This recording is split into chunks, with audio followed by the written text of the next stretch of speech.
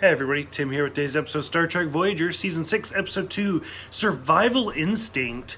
Once again, I feel like this could have been a really good episode. Maybe it had to be a two-parter, I don't know.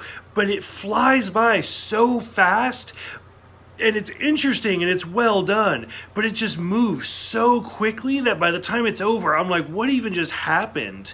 So this episode's told a lot in flashbacks where like 7 of 9 ends up crashing.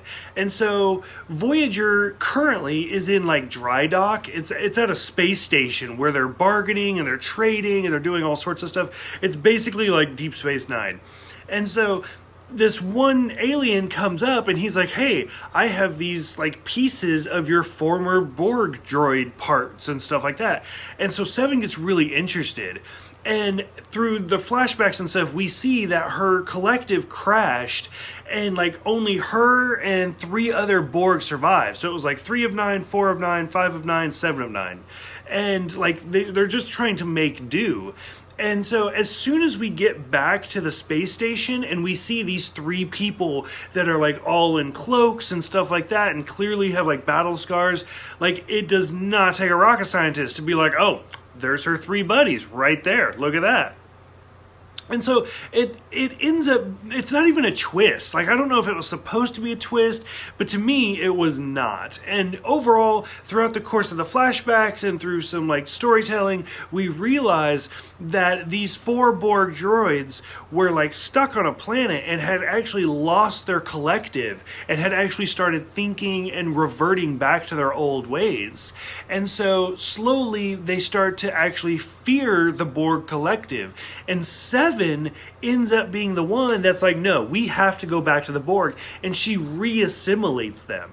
And so now here she is as her own person, separated from the Borg, but these 3, even though they have left the Borg as well, still have a connection to each other because they weren't able to completely separate.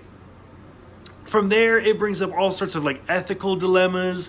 Like by the time we get to the end, to kind of boil it down, it ends up like she can either re-assimilate them to the Borg again, and they can have a normal lifespan and be just fine, or she can separate them, but they'll only live for about a month. And the doctor's like, let's reassimilate them. Let's do it right now.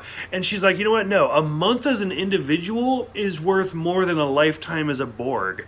And it's kind of a powerful statement. Like I said, overall, I think it's an interesting episode, especially once they're like disconnected from each other and to kind of listen to them like, I don't know what you're about to say. It's kind of interesting. But overall, like, it moves so quickly. Like, I wanted it to slow down. But overall, let me know what you guys think about this one from the Borg standpoint, from the Borg past. What did you think about Naomi with, like, Seven, like, telling Naomi that she thinks of her as family? Because those 2 have the cutest relationship. And just kind of let me know what your thoughts are on this episode. So thank you guys for everything, and I will see you guys next time for Barge of the Dead.